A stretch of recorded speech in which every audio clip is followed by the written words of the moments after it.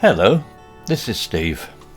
For today's story, I am going to try and help so many learners of English who are getting the pronunciation of the words ending in ed wrong. If this is you, don't panic, you're not the only one. They are being mispronounced by a lot of learners. It is quite common. An important thing to remember is this.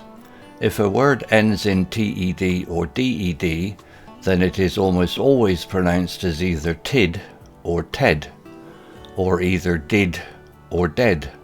In the vast majority of other cases, when it doesn't end with either TED or DED, then the word sounds like it ends in a t sound or a d sound. Remember, TED and DED are either pronounced tid or did, or ted or dead. The vast majority of all the other words are pronounced with a t or a d sound.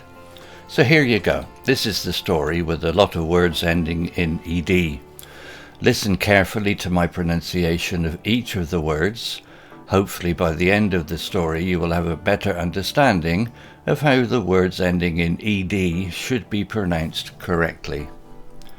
Short story 136, Pip the Helpful Hedgehog. The sun peeked over the tall trees, kissed the dewed grass and woke up in a sleepy little hedgehog named Pip. He stretched, yawned and shuffled out of his cosy leaf-lined bed. His tummy rumbled. It was time for breakfast. Pip trotted through the forest, sniffing the damp air. He spotted a bright red berry peeking out from under a bush. He nudged it with his nose, sniffed it again, and popped it happily into his mouth. Yum! Satisfied, Pip continued his journey. Suddenly a loud screech echoed through the trees. Pip stopped. His tiny heart skipped a beat. He looked up to see a beautiful blue jay perched on a branch. The jay flapped its wings in panic. "Help, help!" squawked the JJ. "A silly squirrel chased me and knocked my nest right out of the tree." Pip felt a pang of sympathy. He scurried closer to the jay. "Don't worry," he squeaked. "I'll help you find the nest." Together they searched high and low. They hopped over fallen logs, squeezed under tangled roots, and peeked under every bush. Finally they spotted it. The nest, made of twigs and leaves, lay scattered on the forest floor. The jay cried out in dismay. "Oh no, my precious eggs are cracked. What will we do?" Pip thought for a moment. "I know," he exclaimed. "There's an old ladybird who lives near the stream. Maybe she can help." Off they dashed towards the babbling stream. Pip, with his short legs, couldn't keep up with the jay, but he hurried as fast as he could. They finally reached the stream and spotted a tiny ladybug perched on a green leaf. "Excuse me, Mrs. Ladybug," called Pip politely.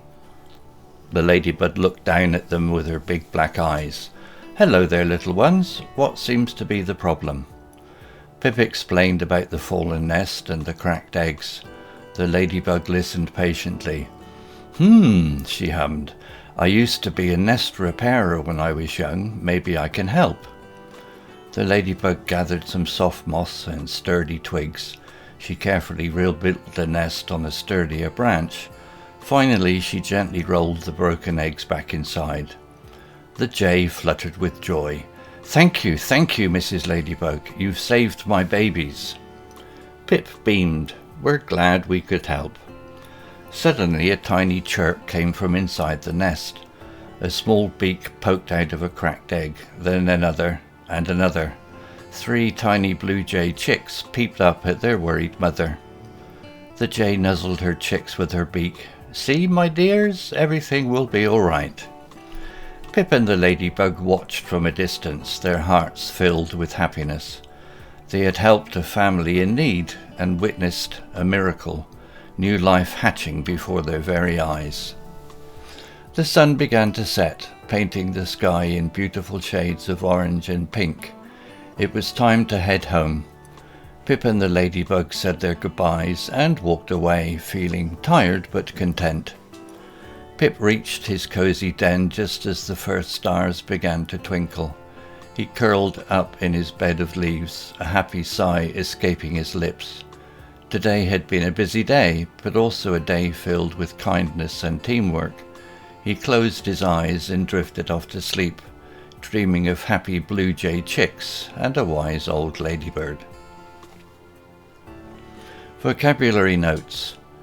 Peeked. Verb. Appeared briefly from behind something. Dewed. Adjective. Covered in morning moisture. Shuffled. Verb.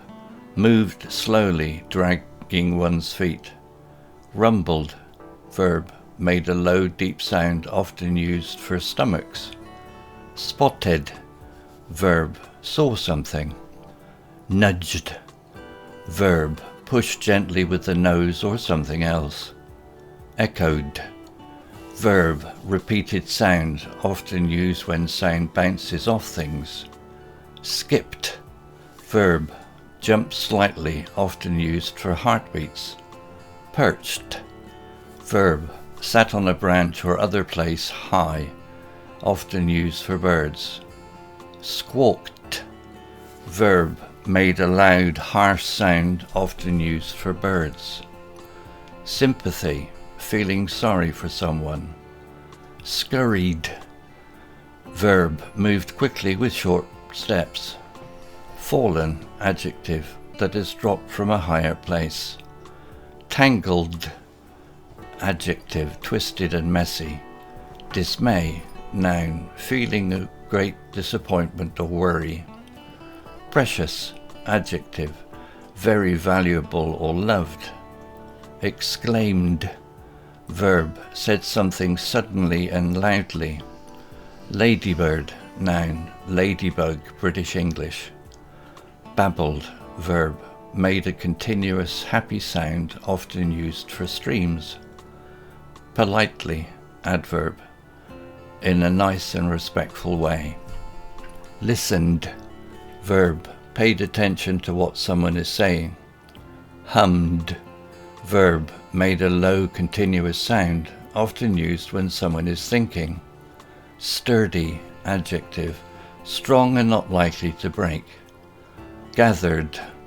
Verb. Collected things together. Rebuilt. Verb. Built something again. Gently.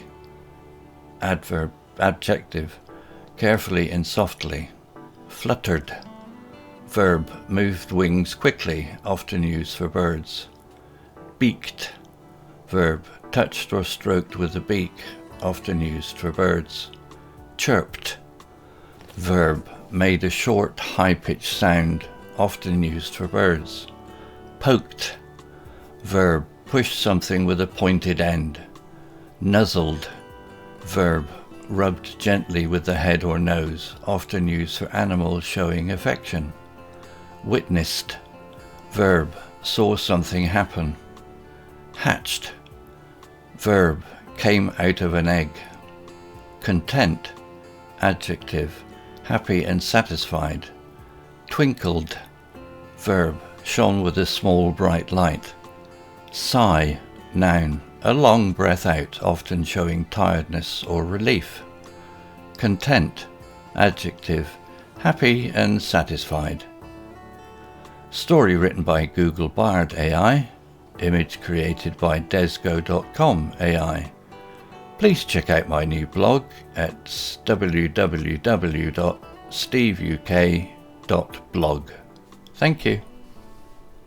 Hello, this is Steve. If you enjoyed the story, please would you take the time to leave a meaningful comment and click on the like icon. If you want to know when the next story has been uploaded, please click on the notify bell icon to be notified. If you haven't already, please subscribe to my channel and tell your English learning friends so they can benefit too. Thank you.